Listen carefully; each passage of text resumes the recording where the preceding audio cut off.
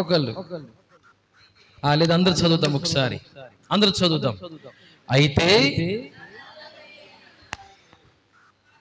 చదవండి, నా కోసం అవుతారు ఎందుకు, మరలా మొదటి కాడ నుంచి. అయితే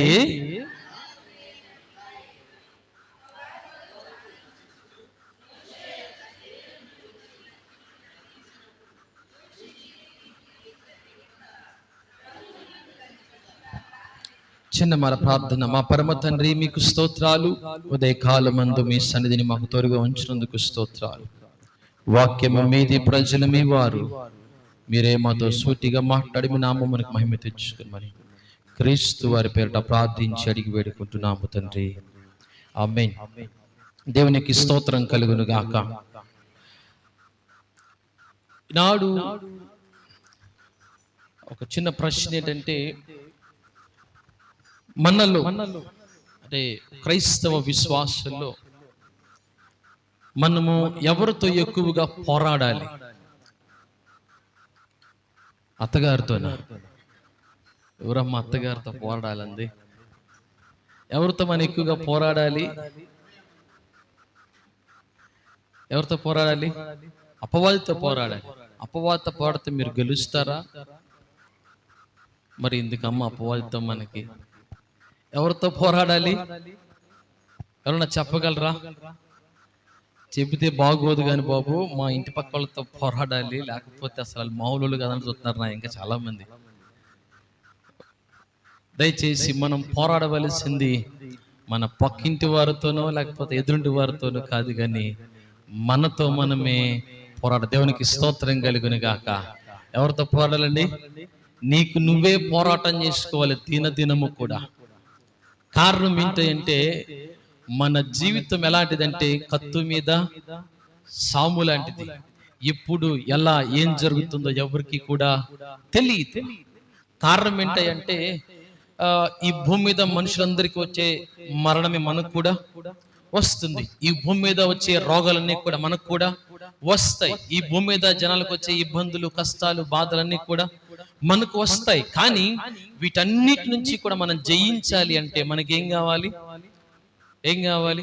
విశ్వాసం కావాలి కదండి. విశ్వాసం ఉంటే దేవుని పట్ల మనము దేన్నైనా సరే ఏం చేయగలుగుతాం? పోరాడగలుగుతాం, దేన్నైనా జయించగలుగుతాం. దేవునికి స్తోత్రం కలుగును గాక. హల్లెలూయా. కాబట్టి ఈ ఉదయ కాలం ముందు కొద్ది నిమిషాలు ప్రభు యొక్క మాటలో నుంచి కొన్ని మాటలు ధ్యానం చేసుకుందాం. ఈనాటి ధ్యానంగా విశ్వాసము కొరకు పోరాటం. దేనికోసం? విశ్వాసము కొరకు పోరాటం. ఈ మాటలు గుర్తుంచుకోవాల్సిందిగా మీకు మనవి చేస్తున్నాను. పరిశుద్ధ లేఖన భాగంలో మనం చదివినటువంటి వాక్య భాగంలో మనకు ఇద్దరు వ్యక్తులు లేకపోతే ఇరువురు కనిపిస్తారు. ఎవరు ఆ వ్యక్తులు అంటే, ఒకరు మిఖాయేలు, మరొకరు మోషేనా? అపవాది, ఇంకా మోషే ఉన్నాడు, ఇంకా దేవుడు కూడా ఉన్నాడు కదా. అక్కడ ఆ మాట ఉంది కదా, చాలా మంచిది. అయితే కొన్ని విషయాలు ఇక్కడ నేర్చుకుందాం. ఇక్కడ చూస్తే గనక ప్రధాన దూత అయిన మిఖాయేలు మనకందరికి తెలుసు. అలాగే మరొక దూత ఎవరు అంటే ఈ అపవాది. ఇక్కడ చూస్తే గనక ఈ భూమి పైన అనేకమైనటువంటి దేవదూతలు ఉన్నారు, కానీ వారిలో ప్రాముఖ్యమైన వారు ముగ్గురు ఉన్నారు. నాకు తెలిసి ఒకసారి మీకు చెప్పినట్లు గుర్తు. నాకు ముగ్గురు దేవదూతలు. వారిలో ప్రాముఖ్యంగా మనం ఎక్కువగా జ్ఞాపకం చేసుకునేది ఎవరంటే గాబ్రియేలు దూత. గాబ్రియేలు దూత అనే పేరు పలకంగానే మనం ఏ నెలకి వెళ్ళిపోతాం? డిసెంబర్ నెలకి వెళ్ళిపోతాం. డిసెంబర్ నెల. ఎందుకంటే గాబ్రియేలు దూత ఎవరి దగ్గరికి వచ్చింది? కన్య అయిన మరియ దగ్గరికి వచ్చి సో కాల్ అని చెప్తాం కదా. సో ఈ గాబ్రియేలు దూత గురించి కనుక మనం జ్ఞాపకం చేసుకుంటే, గాబ్రియేలు దూత యొక్క ప్రధాన పాత్ర ఏంటంటే దేవుని యొక్క సమాచారాన్ని, దేవుని యొక్క వాక్యాన్ని ప్రజలకు చేరవేస్తుంది అనమాట. అది గాబ్రియేలుకు దేవుడిచ్చినటువంటి పని. రెండోది ఇక్కడ చూస్తే గనక మనం చదువుకున్న ప్రధాన దూత అయిన మిఖాయేలు. మిఖాయేలు దూత యొక్క మెయిన్ కాన్సెప్ట్ ఏంటంటే, ఇక్కడ మనం చదువుకున్న మాట ఒకటి ప్రధాన దూతని రాయబడుతుంది. అంత మాత్రమే కాదు, కానీ ఈ మిఖాయేలుకి దేవుని యొక్క సింహాసనం ఏముందంటే అత్యున్నతమైన ఒక హోదా కలిగి ఉందట. ఎందుకు అంటే ఈ మిఖాయేలు దూత ఏం చేస్తుందంటే అపవాదితో ఎప్పుడు కూడా పోరాటం చేస్తూ ఉంటుంది. అంత మాత్రమే కాదు గాని ఎవరైతే దేవుని యొక్క ప్రజలను ఇబ్బంది పెడతారో, దేవుని యొక్క ప్రజలను హింసిస్తారో వారిని సైతం కూడా, వారితో కూడా ఈ మిఖాయేలు దూత ఇప్పుడు కూడా ఏం చేస్తుందంటే పోరాటము చేస్తూ ఉంటుంది. దేవునికి స్తోత్రం కలుగును గాక. మూడవదిగా మనం చూస్తే గనక అపవాది అనే పేరు కంటే దానికి ఒక మంచి పేరు కూడా ఉంది. ఆ పేరు ఏంటంటే లూసిఫర్. ఈ లూసిఫర్ కి కూడా ఒక ప్రధానమైన పాత్ర దేవుడు ఇచ్చాడు. ఎందుకు ఇచ్చాడు అంటే ఈ లూసిఫర్ అట చాలా అందమైన దేవదూతట. అంత మాత్రమే కాదు కానీ మంచి జ్ఞానము కలిగిన దూతల్లో ఒక దూత ఎవరంటే ఈ లూసిఫర్. ఈ లూసిఫర్ కు దేవుడు ఇచ్చినటువంటి ఆధిక్యత ఏంటంటే దేవుని యొక్క సింహాసనం ఎదుట ఏం చేసేవాడు, దేవుని ఎప్పుడు కూడా స్తుతిస్తూ ఉండేవాడు. అంత మాత్రమే కాదు గాని ఒక సైన్య సమూహాన్ని అంతటినీ కూడా నడిపిస్తూ ఉండేవాడు. దేనికి అంటే ప్రభువుని ఆరాధించుటలో, ప్రభు యొక్క నామాన్ని గణపరచుటలో ఈ లూసిఫర్ పాత్ర అతి ప్రాముఖ్యంగా మనము జ్ఞాపకం చేసుకోవచ్చు. అందుకే నేను చూస్తే గనక ఇంకో మాటలో మనం జ్ఞాపకం చేసుకుంటే Lucifer is a great musician. ఎవరండి? Musician. Lucifer a great singer, ఒక మంచి గాయకుడు, సంగీత దర్శకుడు. చాలా మాటలు చెప్పొచ్చు లూసిఫర్ గురించి. అయితే వీటన్నిటికంటే ఇంకొక ప్రాముఖ్యమైన మాట ఏంటో తెలుసండి. ఆది కాండంలో ఆదాము అవ్వ పాపం చేసిన తర్వాత, చదవవసరం లేదు కానీ దేవుడు వీరు మరలా ఎక్కడికి, ఏదైనా వనంలోకి వస్తాడని దేవుడు ఏం చేశాడో తెలుసండి. ఏదైనా వనముకి చుట్టూ కూడా కంచె వేశాడు కదా. ఆ కంచె వేసి అక్కడతో ఆపుకోకుండా ఇంకొక పని కూడా చేశాడు దేవుడు. ఏం చేశాడు? కెరూబులను కాపలాగా ఉంచాడు. ఆ కెరూబుల్లో ఒక ప్రధాన కెరూబు ఎవరంటే ఈ లూసిఫర్. దేవునికి స్తోత్రం కలుగును గాక. ఇప్పుడు మీకు అర్థమై ఉండొచ్చు లూసిఫర్ ఎక్కడి నుంచి ఎక్కడ దాకా వచ్చాడా కదండి. సో ఆ ఎన్ని గురించి నేను చెప్పట్లేదు కానీ వీరి యొక్క పాత్ర ఇది అనమాట. అయితే ఎందుకు ఈ విషయాలు చెప్పాను అంటే ఇక్కడ చూస్తే గనక మనం చదివిన వాక్య భాగంలో నేను చదువుతాను, దయచేసి శ్రద్ధగా వినవలసిందిగా మనం చేస్తున్నాను. అయితే ప్రధాన దూత అయిన మిఖాయేలు అపవాదితో వాదించుచు మోషే యొక్క శరీరమును గురించి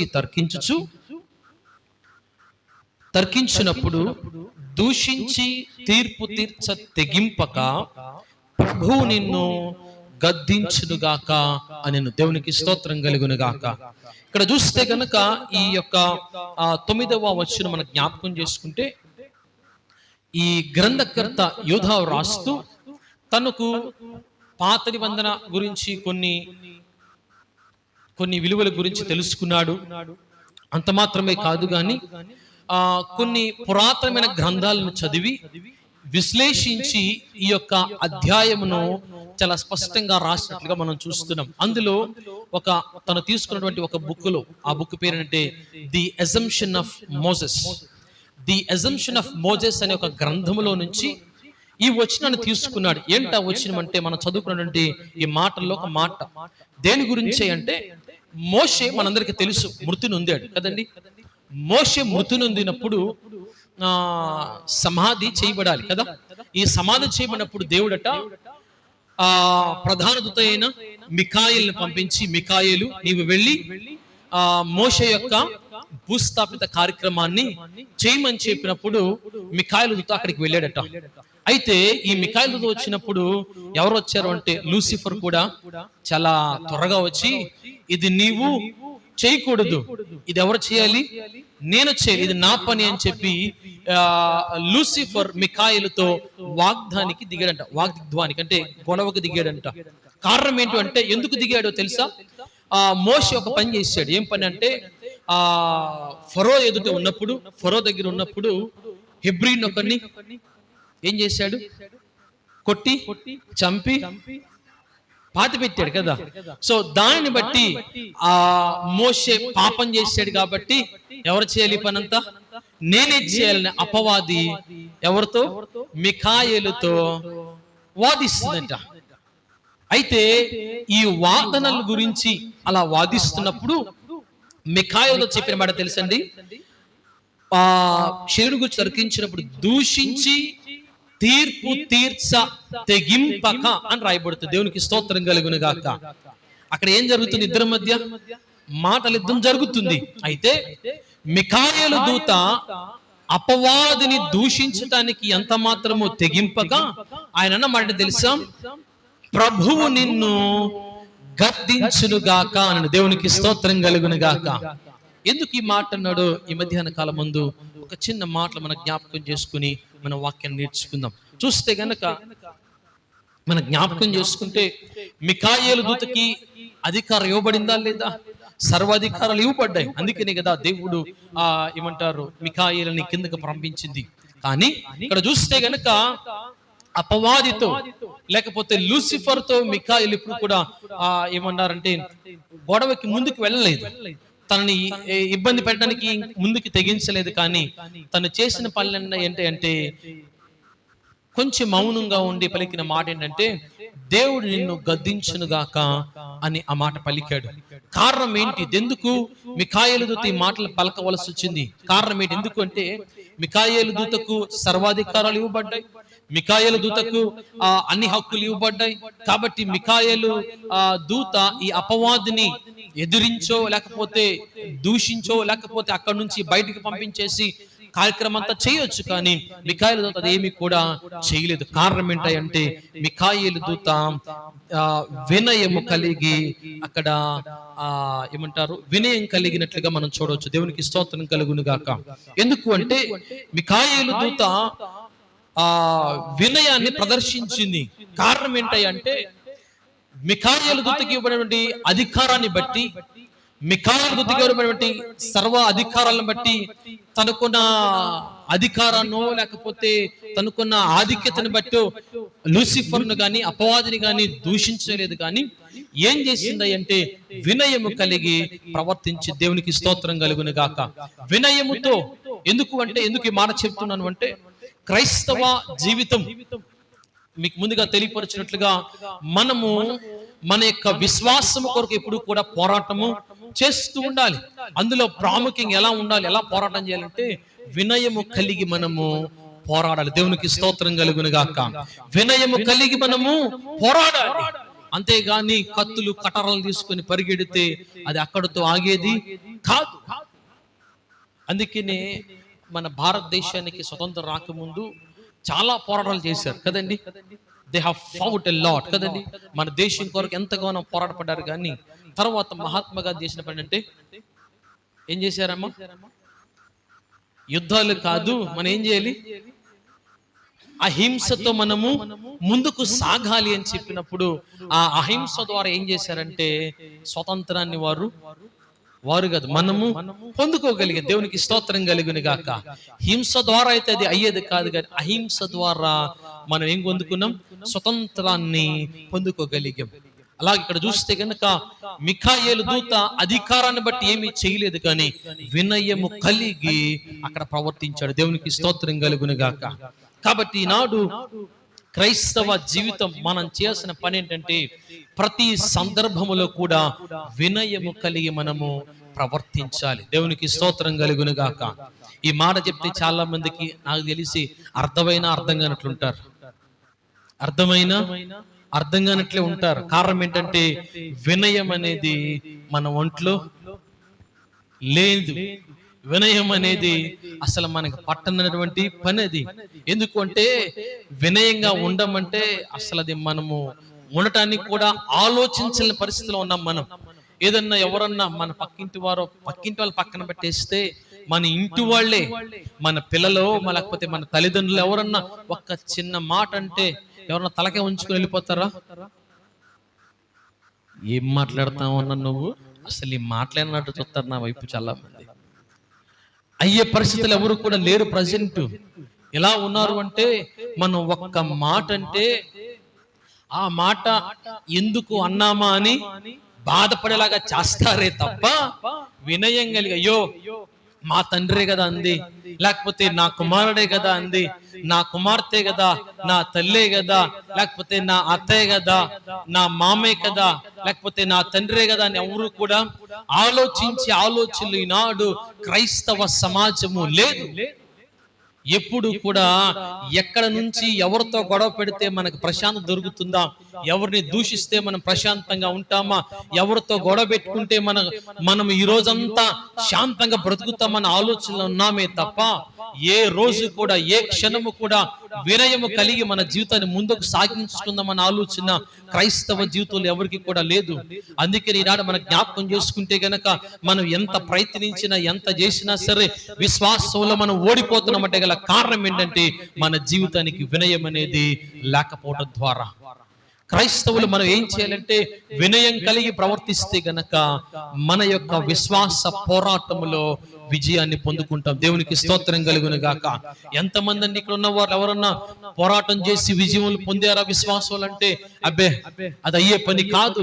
ఎంతగా పోరాడినా అపజయమే తప్ప జయాన్ని మాత్రం చూసిన వారు ఇప్పటి వరకు ఎవరు కూడా లేదు. ఎంతవరకు పోరాడినా సరే అపవాదే గెలుస్తున్నాడే తప్ప మనం మాత్రం గెలవడానికి ఎక్కడ కూడా ఆస్కారం దొరకటం లేదు. కారణం ఏంటంటే మనలో ఏమీ లేదండి, వినయం అనేది లేదు. వినయము లేక, విధేయత లేక మన జీవితాలు ఏమైపోయాయంటే ఎంత ప్రయత్నించినా సరే విశ్వాసుల బలహీనమైపోతున్నామే తప్ప విశ్వాసుల బలపడలేకపోతున్నాం. విశ్వాసుల భ్రష్టులమైపోతున్నామే తప్ప విశ్వాసాన్ని కాపాడుకుంటూ ముందుకు సాగలేకపోతున్నాం. ఉదాహరణ మీరు చూస్తే గనక ప్రభువు యేసుక్రీస్తు వారే దయచేసి పరిశుద్ధ లేఖన భాగం నుంచి ఫిలిప్పీయులకు రాసిన పత్రిక 2వ అధ్యాయము ఒకసారి చదువుదామా. ఫిలిప్పీయులకు రాసిన పత్రిక 2వ అధ్యాయము 6వ వచనం 7వ వచనం చూద్దాం ఒకసారి. చదవమ్మా. కొదని ఎంచుకొనలేదు గాని ధరించుకుని తన్ను తానే రిక్తునిగా చేసుకుని. దేవునికి స్తోత్రం కలుగును గాక. హల్లెలూయా. ఈ మాటలు కనుక మనం జ్ఞాపకం చేసుకుంటే ప్రభువు ఈ లోకానికి మానవునిగా ఎత్తించినప్పటికీ కూడా he is 100% God, 100% man. 100% దేవుడిగా ఉన్నాడు, 100% మానవునికి కూడా ఆయన ఈ లోకంలో ఉన్నాడు. అయితే ఇక్కడ చూస్తే గనక ప్రభువు ఆయన తలుచుకుంటే ఆ సిలువ పెద్ద లెక్కేమీ కాదు ఆయనకి కదా. ఒక్క మాట సెలవిస్తే తండ్రి సమస్తాన్ని కూడా తారుమారు చేయగలడు. ఒక్క మాట సెలవిస్తే తండ్రి దూతలను పంపించి ఆయనకు ఏ ఇబ్బంది కలగకుండా చూసుకోగలరు. కానీ దేవుని యొక్క వాక్యం చెప్పే మాట అంటే ఆయన సమస్తమునకు తల వంచును. దేవునికి స్తోత్రం కలుగును గాక. ప్రతి విషయానికి కూడా ఆయన తల వంచాడే తప్ప ఎక్కడ కూడా తల ఎత్తలేదు. ఆయన తల వంచి సిలువ మీద తల వంచాడు కాబట్టి ఈనాడు క్రైస్తవ్యము తల ఎత్తుకులా చేసింది. దేవునికి స్తోత్రం కలుగును గాక. మనం ఈ రోజు తల ఎత్తుకుని ప్రభువును స్తుతిస్తున్నాము అంటే కారణం ఏంటి తెలుసా? ఆనాడు నా ప్రభువు నీ కొరకు నా కొరకు తల దించుకుని ఏం చేశాడు తెలుసండి? తన ప్రాణమును అప్పగించాడు. అందుకనే ఈ రోజు నేను కూడా తల ఎత్తి ఆయనను ఆరాధించగలుగుతున్నాం, తల ఎత్తి ఆయనను స్తుతించగలుగుతున్నాం, తల ఎత్తి అబ్బా తండ్రి అని పిలవగలుగుతున్నాం. కారణం ఏంటి తెలుసండి? ఆయన ఇచ్చినటువంటి భిక్ష. దేవునికి స్తోత్రం కలుగును గాక. కానీ ఈనాడు మనం ఏం చేస్తున్నామో తెలుసా? ఆ భిక్షని పక్కన పెట్టేసి విశ్వాసం ఏదైతే దయ్యిందలే, ఈ రోజు కాకపోతే రేపు సంపాదించుకోవచ్చు, ఈ రోజు కాకపోతే రేపు పొందుకోవచ్చు అనుకొని విశ్వాస భ్రష్టులమైపోయినాడు క్రైస్తవ సమాజము. ఎటు వెళ్ళిపోతుందో ఎవరికి అర్థం కాని పరిస్థితిలో ఉంది. దేవుడు ఈనాడు పరిశుద్ధ లేఖన భాగం మనకి ఏదైతే చెప్పిందో దాన్ని మాత్రం పక్కన పెట్టేసి మనకి ఇష్టం వచ్చినట్లుగా మనం ప్రవర్తిస్తున్నాం. ఏదైతే చేయకూడదని వాక్యం చెప్పిందో దాన్నే చేస్తూ ముందుకు సాగుతున్నాం. ఏదైతే చేయకూడదని మనకు క్షుణ్ణంగా చెప్పిందో దాన్ని తూచ తప్పకుండా పాటిస్తూ ఇంకా నువ్వు పాపంలోనికి ముందుకు సాగిపోతున్నాం. కారణం ఏంటో తెలుసండి? కారణం ఏంటో తెలుసా? మనలో ఏమి లేక, వినయము లేక. వినయము లేక మనకి ఇష్టానుసారంగా మనము నడుచుకుంటున్నాం. ప్రభువుకి అంటే అధికారం లేక తల వంచింది, ప్రభువుకి శక్తి లేక ఆయన సిలువ పైన వేలాడింది, ప్రభువుకి బలము లేక ఆయన సిలువ పైన మరణించింది. అన్ని ఉన్నాయి, శక్తివంతుడే, బలవంతుడే అన్నప్పటికీ కూడా అన్నిటిని కూడా విడిచిపెట్టేసి వినయముతో తల ఉంచాడు నా ప్రభువు. ఎందుకో తెలుసా? నీవు నేను కూడా తల ఎత్తుకోవాలని. నీవు నేను కూడా ఆయన సింహాసనం మీద నిలువబడి పరిశుద్ధ సమూహముతో పరిశుద్ధుడు పరిశుద్ధుడు అని గాన ప్రతి గానములతో ఆయన స్తుతించాలని నా ప్రభు నీ కొరకు నా కొరకు వినయము కలిగి తన ప్రాణమును అర్పించాడు. ఈనాడు ఎంతమంది వినయము కలిగి ప్రవర్తిస్తున్నాం ఒక్కసారి ఆలోచించండి. దేవుని సంఘమా, ఈనాడు క్రైస్తవ సంఘాలు వినయము కలగక, వినయము లేక సంఘాలన్నీ కూడా అభివృద్ధి చెందలేకపోతున్నాయి. సంఘాలన్నీ కూడా విశ్వాసాన్ని అధిగమించలేకపోతుంది. విశ్వాసాలు జయాన్ని పొందుకోలేకపోతున్నారు. విశ్వాసాన్ని పెంపొందించుకోలేకపోతున్నాయి ఈనాడు క్రైస్తవ సంఘాలు. దేవుని సంఘం ఒక్కసారి జ్ఞాపకం చేసుకోవాల్సిందిగా మీకు మనవి చేస్తున్నాను. కాబట్టి ఈనాడు మనందరము కూడా విధేయత కలిగి గనక మనం ముందుకు సాగినట్లయితే గనక విశ్వాసాలు మనం పోరాటంలో మనం జయాన్ని పొందుకొని ప్రభు కొరకు నిలబడగలుగుతాం. ఇంకొక ఉదాహరణ మీకు చెబుతాను, దయచేసి మీ పరిశుద్ధ లేఖన చదవవసరం లేదు, కానీ సమయం అయిపోతుంది కాబట్టి త్వరగా ముగించుకుందాం. సంఖ్యాకాండములో 12వ అధ్యాయములో చదవవసరం లేదు, కానీ 3వ వచనంలో ఒక మాట రాయబడుతుంది. నా ప్రభువే మోషేని గురించి ఒక మంచి సాక్ష్యాన్ని ఇస్తాడు. ఆయన అంటాడు కదా, మోషే ఈ భూమి పైన ఉన్న వారందరికంటే ఎవరంట? మిక్కిలి సాత్వికుడు. దేవునికి స్తోత్రం కలుగును గాక. భూమి పైన ఉన్న వారందరికంటే మిక్కిలి వినయం కలిగిన ఎవరయ్యా అంటే మోషే. ఎవరు సాక్ష్యం ఇచ్చారు? దేవుడే సాక్ష్యం ఇచ్చాడు. ఎంత గొప్ప ఆధిక్యతను మోషే పొందుకున్నాడు.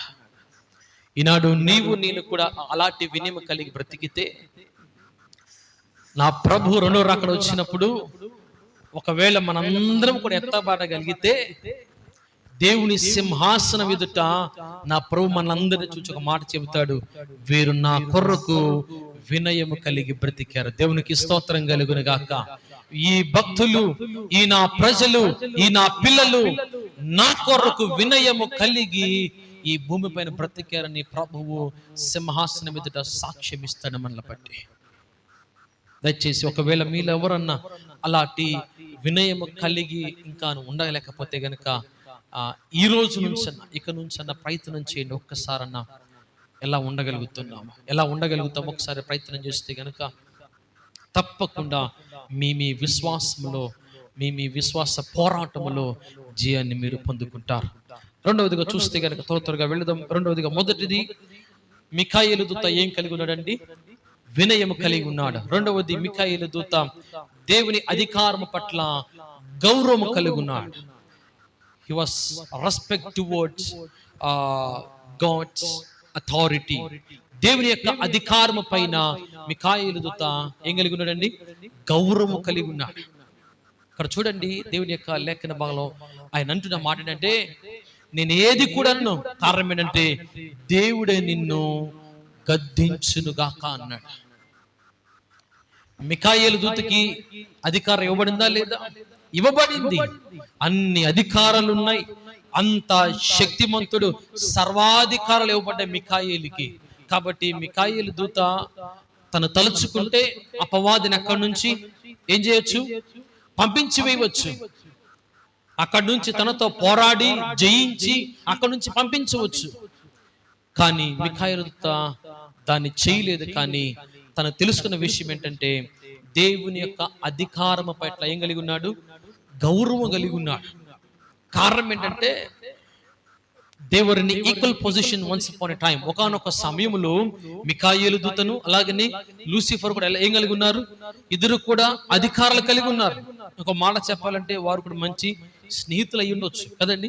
ఎందుకంటే they were on the same path. వారందరూ కూడా ఒకే మార్గంలో ఉన్నారు, ఒకే పనిలో ఉన్నారు. కాబట్టి వారు కూడా మంచి స్నేహభావం కలిగి ఉండొచ్చు. కానీ ఇక్కడ చూస్తే కనుక మిఖాయేలు దూత ఏది చేయటానికి తెగించలేదు. ఆయన దూషించడానికి గాను, అధికారం చెలాయించడానికి గాను, తనకున్న అధికారాన్ని ఉపయోగించి ఏదైనా చేయటానికి కూడా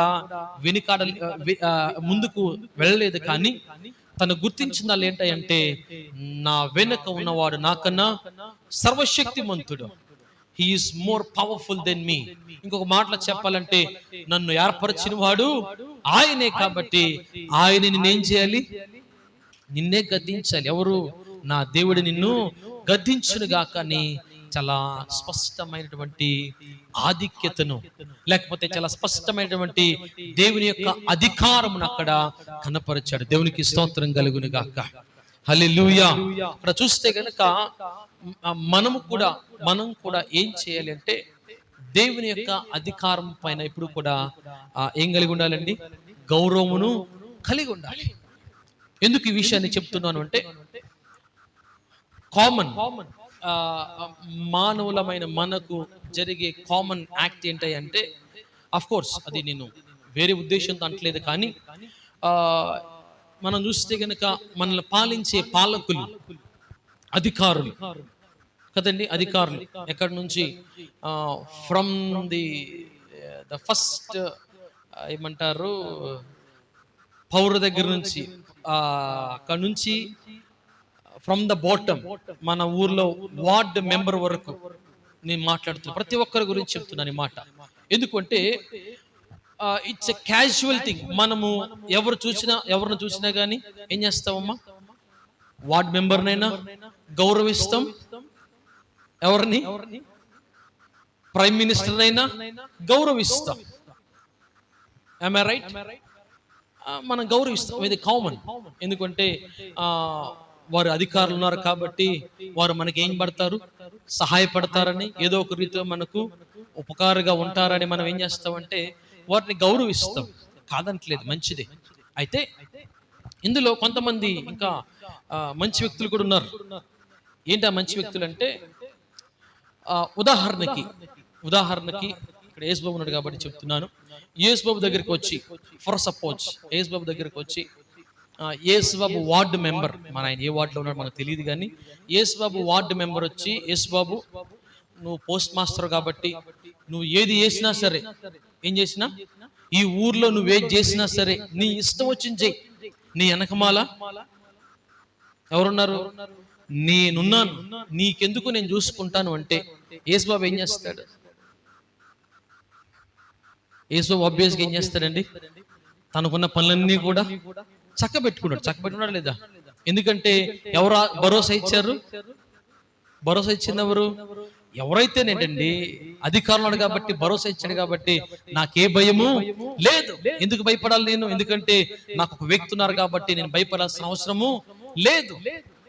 అయితే ఇంకొక ప్రాముఖ్యమైన విషయం ఏంటంటే, భరోసా ఇచ్చింది ఎవరండి? చెప్పాలి మీరందరూ కూడా. భరోసా ఇచ్చింది ఎవరు? చెప్పండమ్మా కొంచెం. Ward member. కానీ మనం చేసేది ఎవరో తెలుసా? భరోసా ఇచ్చిందేమో వార్డు మెంబరు, కానీ మనం అనుకునేది ఏంటంటే వార్డు మెంబర్ కాదు. ఎవరు అనుకుంటాం? స్వయాన మన రాష్ట్ర ముఖ్యమంత్రి గారే వచ్చి మనకు భరోసా ఇచ్చినట్లుగా మనం ఏమవుతామండి? ఫీల్ అవుతాం. కారణం ఏంటంటే మనకి ఏ బాధ లేదు, ఏ భయం లేదు. ఎందుకంటే అధికారులు వారు కాబట్టి మనకి ఏ భయము కూడా లేదు. కాబట్టి మనం ఏం చేసినా, ఏమన్నా, ఎవరిని తిట్టినా, ఎవరిని కొట్టినా మనకి ఏ భయము లేదు అనుకుంటాం. కానీ ఒక విషయాన్ని జ్ఞాపకం చేసుకోవాలి, వీరందరికీ కూడా అధికారం ఇచ్చింది ఎవరండి? నా ప్రభువే. దేవునికి స్తోత్రం కలుగును గాక. అధికారుల పైన ఎవరున్నారు? నా ప్రభువే ఉన్నాడు, సర్వాధికారి. రాజులకు రాజు, ప్రభువులకు ప్రభువు, నా ప్రభు అయిన క్రీస్తు. దేవునికి స్తోత్రం కలుగును గాక. వీరికి నీ గౌరవించాలి, కాదంటలేదు, కానీ వీరికి అధికారం ఇచ్చిన నా దేవుడికి ఎంత గౌరవించాలండి? ఒక విషయం ఆలోచిస్తారు ఎప్పుడన్నా. అంటే మనల్ని పాలించే పాలకులకు ఎంతగా గౌరవిస్తామో వారిని నియమించినటువంటి నా ప్రభుకి మనం ఇంకెంతగా గౌరవించాలి. కానీ మనం దేవుని యొక్క గౌరవాన్ని పక్కన పెట్టేసి, దేవుని యొక్క అధికారాన్ని పక్కన పెట్టేసి, మన ముందున్న వారిని చూసి ఎప్పుడు కూడా ఏం చేస్తున్నా తెలుసండి? గర్వపడుతూ ఉంటాం. దయచేసి ఒక్క విషయం మీకు తెలియపరుస్తాను. బైబిల్ గ్రంథంలో అలాగనే ఒక గొప్ప రాజు ఉన్నాడు. ఎవరండి? పేరు చెప్పను గాని ఒక గొప్ప రాజు ఉన్నాడు. రాజు అనుకున్నాడు కదా, ఐఎమ్ ద ఓన్లీ కింగ్, నేనే రాజు అనుకున్నాడు. అఫ్ కోర్స్ తన జీవితంలో రాజుగా ఉన్నంత వరకు కూడా అంతటి గొప్ప రాజు మరొకరు ఎవరు కూడా లేరు. ఆయన కన్నా శక్తిమంతుడు, తనకున్న సైన్యము లేకపోతే తనకున్న సైన్య బలము కంటే మరే సైన్యము కూడా అంత బలము లేదు, అందుకని అంతగా గర్వించాడు. కానీ అంతటి రాజే ఏం చేశాడు తెలుసండి? తన సింహాసనాన్ని విడిచిపెట్టి గద్దె దిగి గడ్డి మేశాడు. దేవునికి స్తోత్రం కలుగును గాక. ఎవరో తెలుసండి? నెబుకద్నెజరు రాజు. నిజమే, ఆయన ఉన్నప్పుడు ఆయన కంటే మరొక రాజు ఎవడు కూడా లేదు అంత బలం కలిగిన వాడు. తనకున్న సైన్యము చాలా శక్తి కలిగినది, అంతకన్నా శక్తివంతమైన సైన్యం మరొకటి లేదు. కానీ ఆ సమయంలో అనుకున్నాడు కదా, ఐఎమ్ ద ఓన్లీ కింగ్ అనుకున్నాడు. కానీ మనం చూస్తే గనక షద్రకు మేషకు అబేద్నెగోల్ని అగ్నిగుండంలో పడవేసినప్పుడు దానికి ముందు ఒక శాసనాన్ని రాశాడు. ఏం రాశాడు తెలుసండి? నా ప్రతిమకు ఎవరైతే మొక్కకుండా ఉంటారో వారు మండుచున్న అగ్నిగుండములో పడవేయబడతారన్నాడు. పడవేయబడ్డారా లేదా? ముగ్గురిని పడేశారు. ఎవరో ముగ్గురు అంటే షద్రకు మేషకు అబేద్నెగోలు. వీరు ముగ్గురు కూడా పడవేయబడ్డారు. కానీ బైబిల్ గ్రంథం ఒక మంచి మాట చెప్పింది. ఏంటో తెలుసండి? వారు మండుచున్న అగ్నిలో పడవేయనప్పుడు కాలిపోలేదని కూడా దేవుని యొక్క వాక్యము సెలవిస్తుంది. దానికన్నా శ్రేష్టమైన మాట ఏంటంటే వారు దుస్తులట ఎవరలేదండి, పొగ వాసన కూడా రాలేదు. దేవునికి స్తోత్రం కలుగును గాక. ఒక్క విషయం, మీరు గనక బయట చెత్తని వెలిగించారు అనుకోండి, జస్ట్ వెలిగించేసి పక్కకు వచ్చేయండి, మీ దుస్తులు వాసన చూసుకోండి, చాలా మంచి వాసన వస్తుంది కదండి. మీరు ఏది వెలిగించారో ఆ వాసన వెంటనే మన దుస్తులకు పట్టేస్తుంది. కానీ వీరు మండుచున్న అగ్నిగుండంలో పడినప్పటికీ కూడా వారు దుస్తులకు ఏం కలదండి, వాసన కూడా రాలేదట. ఈ యొక్క దృశ్యాన్ని చూచి రాజు వెంటనే తన శాసనాన్ని తిరగరాశాడు. దేవునికి స్తోత్రం కలుగును గాక. ఆయన అంటున్న మాట తెలుసా? షద్రకు మేషకు అబేద్నెగోల దేవుడే దేవుడు, ఆయన తప్ప మరొక రాజు లేడు. He is the only king. దేవునికి స్తోత్రం కలుగును గాక. అప్పటి వరకు తనే అధికారి అనుకున్నాడు, తనే రాజు అనుకున్నాడు, తనకే సర్వ అధికారులు ఇవ్వబడి అనుకున్నాడు. కానీ ఎప్పుడైతే అదృశ్యమైన దాన్ని చూచాడో అప్పుడు అనుకున్నాడు కదా, నాకు మరొక రాజు ఉన్నాడని గుర్తించాడు. నా అధికారం ఆయన ఇచ్చిన భిక్షాన్ని గుర్తించాడు. కానీ ఈనాడు నీవు నేను కూడా ఆయన ఎంతగా ఏమి చేసినా గానీ ఏం చేయలేకపోతే తెలుసండి, ఆయన అధికారాన్ని మనం గుర్తించలేకపోతున్నాం. కారణం ఏంటంటే మన కన్నులకు ఏం కలిగిందండి, ఏం కలిగిందండి? గుడ్డితనము. ఏంటండి? we were not able to see the power of God. దేవుని యొక్క శక్తిని మనము చూడలేకపోతున్నాం. కారణం ఏంటండి? కళ్ళున్నవాడు మాత్రం చూడగలుగుతాడు, గుడ్డోడు చూస్తాడా? గుడ్డోడికి అంతా చీకటే, ఏమీ చూడలేడు. కానీ కన్నున్నవాడికి ఏదైనా కనపడుతుంది.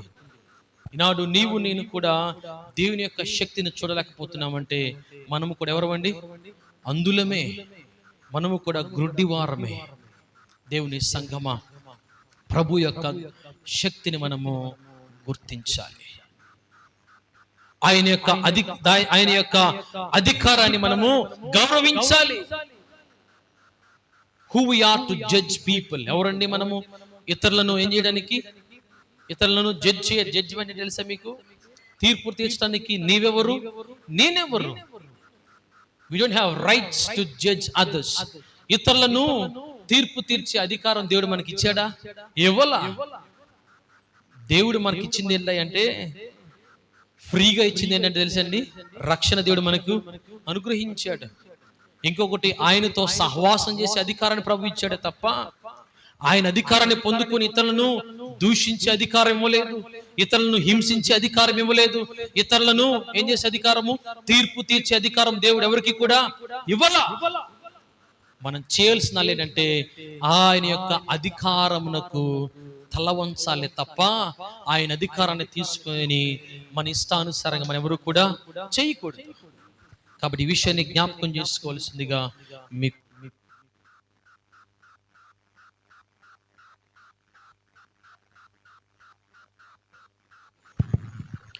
దేవుని సంగమా. కాబట్టి మనము దేవుని యొక్క అధికారాన్ని గుర్తించి ఎప్పుడు కూడా ఆయన సన్నిధిలో ప్రభుని స్తుతించే వారిగా ఉండాలి తప్ప ఆయన అధికారాన్ని మనము చేతిలో తీసుకొని మన ఇష్టానుసారంగా ఎప్పుడు కూడా మనము చేయకూడదు. అందుకని ఒక మంచి సామెత ఉంది, give respect and take respect. గౌరవమును ఇచ్చి పుచ్చుకోవాలి అంతే తప్ప నేను ఫలానా వ్యక్తిని, నేను తెల్లని వస్త్రాలు వేస్తాను కాబట్టి నన్ను అందరూ గౌరవించాలి, నేను మిమ్మల్ని దూషించినా సరే మీరు ఏం చేయాలి, నన్ను గౌరవించాలి అంటే అది అయ్యే పని కాదు. నీ ఎదుటిన్నవారు చిన్నవారైనా పెద్దవారైనా కనుక వారిని నీవు గౌరవించగలిగితే వారిని చూసి గౌరవిస్తారు. అంతేగాని చిన్నవాళ్ళు చూసి వీడెవడరా, వీడిని గౌరవించేది ఏంటిరా, ఇదెంతుందిరా, దీన్ని గౌరవించేది ఏంటి అని మన ఇష్టానుసారంగా మనం గనక ప్రవర్తిస్తే వారు కూడా ఏం చేస్తారండి, మనల్ని చూచి నేను ఎందుకురా వీడిని గౌరవించాలి అనే మాట కూడా వారు తిరిగి అంటారు. కాబట్టి దేవుని సంఘమా, మనము ఇతరులు ఏ విధంగా గౌరవిస్తామో అదే రీతిలో ఇతరులు కూడా మనల్ని చూచి గౌరవిస్తారు. కాబట్టి నాడు క్రైస్తవ సమాజంలో లేనిది ఇంకొకటి మైనస్ ఏంటంటే గౌరవం. ఇతరుల పట్ల ఏం లేదండి, మనకు గౌరవము లేదు. వారు క్రైస్తవులే కానివ్వండి, హైందవులే కానివ్వండి, ముస్లింలే కానివ్వండి, వేరే ఎవరైనా సరే మనం ఏం చేయాలండి, వారిని గౌరవించాలి. కారణం ఏంటో తెలుసండి, we all are created in the image of God. మనందరము కూడా దేవుని యొక్క పోలిక చొప్పున నిర్మించబడిన వారు. దేవునికి స్తోత్రం కలుగును గాక. అది హిందువా, ముస్లిమా, క్రిస్టియన్ అని ఏమీ లేదు అక్కడ. we were humans. మనం ఎవరమండి, మనుష్యులము. కాబట్టి ఒకరినొకరు గౌరవిస్తేనే ఏం పెరుగుతుందండి, గౌరవం పెరుగుతుంది తప్ప మనం ఇతరులను గౌరవించకపోతే ఏం పెరుగుతుందండి, ఏం పెరుగుతుంది అండి, పగే పెరుగుతుంది తప్ప గౌరవం ఎప్పటికీ కూడా పెరగదు. కాబట్టి నా దేవుని సంఘమా, మన రెండవదిగా చేయవలసింది ఇతరులను గౌరవించాలి, అలాగనే దేవుని యొక్క అధికారాన్ని కూడా మనము గౌరవించాలి. ద సెకండ్ ఎలిమెంట్, రెండవది మిఖాయేలు చేసింది ఏంటంటే దేవుని యొక్క అధికారము పట్ల గౌరవం కలిగి ఉన్నాడు. కాబట్టి నాడు నీవు నేను కూడా రెండవదిగా గౌరవం కలిగి మనం ఉండగలిగినట్లయితే మన యొక్క విశ్వాస పోరాటంలో మనం ఏం పొందుకుంటాం తెలుసండి, జయాన్ని పొందుకుంటాం. దేవునికి స్తోత్రం కలుగును గాక. ఆఖరిగా ఇంకొక మాట మీరు చదవవసరం లేదు కానీ తర్వాత మీరు చదువుకోండి. సమూయేలు మొదటి గ్రంథము 24వ అధ్యాయం 14వ వచనంలో ఉదాహరణ రాయబడుతుంది. ఎవరి గురించి అంటే దావీదు మహారాజు గురించి రాయబడుతుంది. దావీదు అంటాడు కదా, అయ్యా నేను ఎంతటి వాడను, నాకు అన్ని అధికారులున్నా నేను ఎంతటి వాడును అంటే తనకు తానుగా ఏం చేస్తున్నాడు తెలుసండి, తగ్గించుకున్నాడు. కారణం ఏంటంటే దేవుని యొక్క అధికారాన్ని గుర్తించాడు దావీదు మహారాజు. అలాగనే 138వ సంకీర్తన 8వ వచనంలో కూడా రాయబడుతుంది. అక్కడ కూడా కీర్తనకారుడు అంటాడు, అయ్యా యెహోవా నా కొరకు తన సంకల్పాన్ని నెరవేరుస్తాడు కూడా ఒక మాట రాయబడుతుంది. 138వ సంకీర్తన 8వ వచనంలో తన జ్ఞాపకం చేస్తున్నాడు కదా, దేవుని యొక్క సర్వ అధికారాన్ని గుర్తించాడు గ్రంథకర్త. అందుకని ఆ మాట అంటాడు కదా, he does everything for me, ఆయన నా కొరకు సమస్తాన్ని కూడా చేస్తాడు అని చెప్తున్నాడు. ఈనాడు నీవు నేను కూడా ఆ మాట చెప్పగలమండి, నా ప్రభు నా కొరకు అన్ని చేస్తాడని చెప్పలేము. కారణం ఏంటంటే దేవుని యొక్క అధికారాన్ని మనము గుర్తించలేని స్థితిలో ఉన్నాం ఈనాడు. కారణం ఏంటంటే మన కన్నులకు ఏం కలిగిందండి, అంధత్వము కలిగి, గురుడితనము కలిగి దేవుని యొక్క అధికారాన్ని గుర్తించలేకపోతున్నాము. దేవుని సంఘమా, ఒక్కసారి నీ మనోనేత్రాలు తెరిపించబడినట్టుగా ప్రభు సన్నిధిలో ప్రార్థించమని ప్రభు సన్నిధిలో అడుగుతున్నాను. కాబట్టి మనం గనక ప్రభు సన్నిధిలో దేవుని యొక్క అధికారాన్ని గనక గుర్తించగలిగితే మనం ఏం పొందుకుంటాము అంటే మన యొక్క విశ్వాస పోరాటములో జయాన్ని పొందుకుంటాం. దేవునికి స్తోత్రం కలుగును గాక. ఆఖరిగా మాట చెప్పిన మాట ముగిస్తాను. మూడోది చూస్తే గనక ఈ మిఖాయేలు దూత ఒకటి తను చేసిన మొదటి పని వినయము కలిగి ఉన్నాడు, దేవుని పట్ల వినయము కలిగి ఉన్నాడు. రెండవది దేవుని పట్ల గౌరవాన్ని కలిగి ఉన్నాడు. మూడవది చూస్తే గనక మిఖాయేలు దూత ప్రభు యొక్క శక్తిని గుర్తెరిగి ఉన్నాడు. దేని గుర్తెరిగాడు? దేవుని యొక్క శక్తిని. ఇక్కడ చూస్తే మిఖాయిల్ అంటాడు కదా, అయ్యా నిన్ను దూషించి తీర్పు తీర్చా తెగింపక అని రాయబడుతుంది. ఆ మాట పలుకుతూ దేవుడే నిన్ను గద్దించునుగాక అంటాడు. దేవునికి స్తోత్రం కలుగునుగాక. హల్లెలూయా. ఇక్కడ ఎవరో లేరు. ఇక్కడ ఇప్పుడు పరిగెత్తుకుంటూ వెళ్ళి పట్టు చీర కట్టుకుని పరిగెడదామని ఆలోచన తప్ప వాక్యం అయితే చాలా మంది ఇంట్లో చాలా మంది దయచేసి వాక్యాన్ని వినండి. అందరూ వెళదాం, మేము కూడా వస్తాం, అందరం కలిసే వెళదాం. దేవునికి స్తోత్రం కలుగునుగాక. శ్రద్ధగా వింటే త్వరగా ముగిస్తాను, లేకపోతే 11:30 దాకా చెప్తాను. దయచేసి శ్రద్ధగా కనుక మీరు వింటే త్వరగా ముగిస్తాను, లేకపోతే 11:30 దాకా చెప్తాను. మీరు విన్నా వినకపోయినా ఇక్కడే ఉండాలి. అదేదో జాగ్రత్తగా వింటే త్వరగా వెళ్ళి కట్టుకుంటారు మీ డ్రెస్లన్నీ కూడా. దేవుని సంగమా, మూడవది చూస్తే కనుక ఏం గుర్తించాడు అంటే ప్రభు యొక్క శక్తిని మిఖాయేలు దూత గుర్తించాడు. ఎందుకు ఈ మాట చెప్తున్నాను అంటే, మిఖాయేలు దూత ఏం చేయొచ్చు? గద్దించి ఉండవచ్చు, హెచ్చరించి ఉండవచ్చు కదండి. మిఖాయేలు దూత చెప్పొచ్చు, లూసిఫర్ లేదా అపవాది నీకు ఇక్కడ అవకాశము లేదు అని గద్దించి అక్కడి నుంచి పంపించి వేయవచ్చు. కానీ ఆయన గద్దించి తీర్పు తీర్చా తెగింపలేదు. కారణం ఏంటంటే ప్రభు యొక్క శక్తిని గుర్తించాడు. దేవునికి స్తోత్రం కలుగునుగాక. కారణం ఏంటంటే, అయ్యో నాకు ఈ సర్వాధికారాలు అనుగ్రహించింది ఎవరు? శక్తివంతుడైన నా ప్రభు కాబట్టి నేను చేయటానికి పాత్రులను కాదు, ఆయనే నిన్ను ఏం చేయాలి? గద్దించాలని చెప్పి చాలా స్పష్టమైన మాటను తెలియపరిచాడు. కారణం ఏంటంటే ప్రభు యొక్క శక్తిని గుర్తించాడు. ఎలా గుర్తించాడు తెలుసండి? అప్పటి వరకు ఆ యొక్క పరిశుద్ధ సింహాసనం ఎదుట వీరంతా ఏం చేస్తారండి? పాటలు పాడుతూ గాన ప్రతిగానాలు చేస్తుంటే ఒక ఆలోచన కలిగింది. ఏంటి ఆలోచన? నేను ఇంత చేస్తున్నాను కదా, ఈ యొక్క సింహాసనం ఎదుట నేను ఇంత చేస్తున్నాను కదా, దానిలో కూర్చోడానికి నాకేమున్నాయి? సర్వాధికారాలు కూడా ఉన్నాయి కదా అని ఏం కలిగి ఉన్నాడు?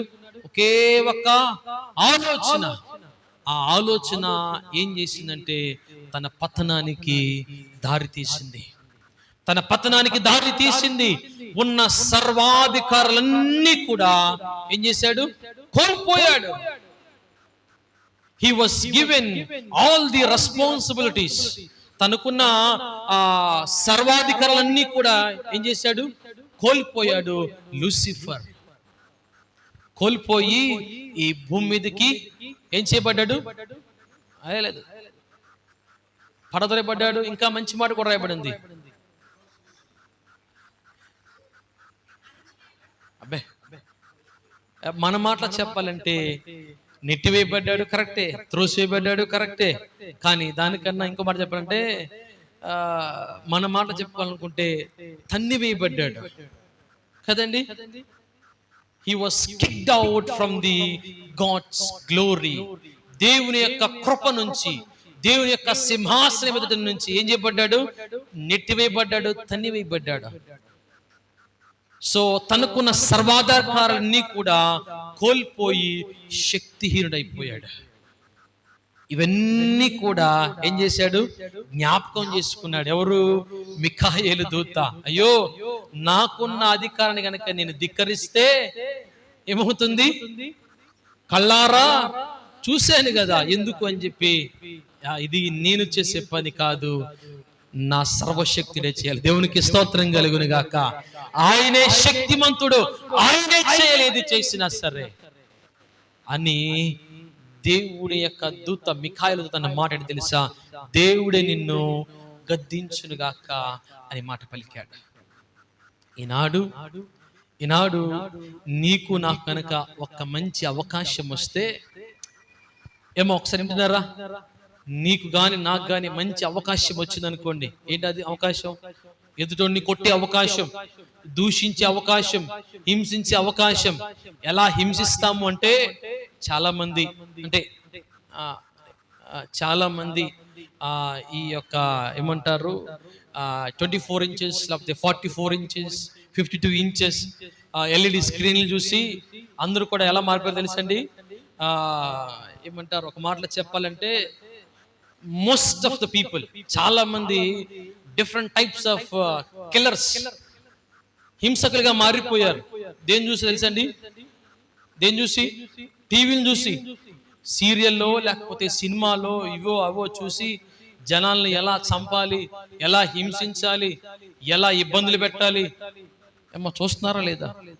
అబ్బే మాకేం తెలుసు బాబు అన్నట్టు చూస్తున్నారు చాలా మంది. 6:30 అయితే గనక చూడాలి, మీ ఇంట్లోకి వస్తే తెలుస్తుంది ఎంతమంది ఖాళీగా ఉన్నారు, ఎంతమంది బిజీగా ఉన్నారని. ఎందుకు ఈ మాట చెప్తున్నాను అంటే, చాలా మంది అంటే చూచి అవకాశం వస్తే చేస్తే బాగున్న వారు కూడా చాలా మంది ఉన్నారు. అంటే చాలా మందికి అలాంటి అవగాహన, ఆలోచన చాలా మందికి ఉన్నాయి. దయచేసి జ్ఞాపకం చేసుకునే దేవుని సంఘమా, మనకు ఒకవేళ అవకాశం వస్తే గనక అబ్బా అవకాశాన్ని వదులుకుంటే మరలా రాదేమోనని, ఈ అవకాశం వస్తే మరలా మనకు రాదేమో అనుకొని చాలా మంది ఏం చేస్తారు తెలుసండి, అందిన కాడికి దొరికిన కాడికి కొట్టి కొట్టి కొట్టి మనలో శక్తి పోయేంత వరకు జనాల్ని ఇబ్బంది పెట్టిన తర్వాత అమ్మయ్య నాకు వచ్చిన అధికారాన్ని, నాకు వచ్చినటువంటి అవకాశాన్ని నేను